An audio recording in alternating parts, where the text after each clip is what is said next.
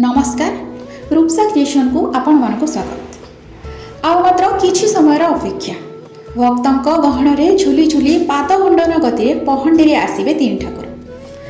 कोटि ओडियार मौड़मणि महाप्रभु श्री जगन्नाथ नीतिकांति सब बेले रही है स्वतंत्रता। आज 9टारू पहंडी आरंभ हो, अपराह 4टारे रथटଣା आरंभ हो, अपराह 12:30 गोटाए भितर मदन मोहन श्रीराम और श्रीकृष्ण रथ को विजय करेंगे।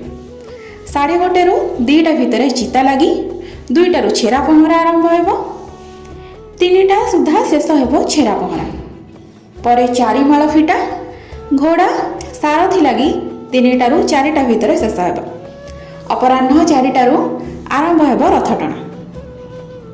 रथरे बसी हसी हसी बड़ दाण्डरू गड़ब 3 रथ। भक्त व्याकुल हो चाह रही चका आखि केतबेले जाए। अणसर घरे ज्वर थी भारी कष्ट पाई जगा। नवजौवन दर्शन पर रथ को आसुंच महाप्रभु जगन्नाथ, बलभद्र आउ देवी सुभद्रा। सजई होइछि बड़ दाण्ड। प्रभुंक आज्ञा पाई 3 रथ सिंहद्वार चकड़े विजय करिसेंति। प्रभुंक स्पर्शरे जीवन पाइब रथ। ब्रह्मांड कर्ता को दर्शन कले कोटि पुण्य अर्जन करे बोली कहुए। कोण अनुकोणरू भक्त आज धाई आसी रथ टाणिब बोली आ चका आखि को टिके मन भरी देखिब। भक्त भगवान आज अपूर्व मिलन।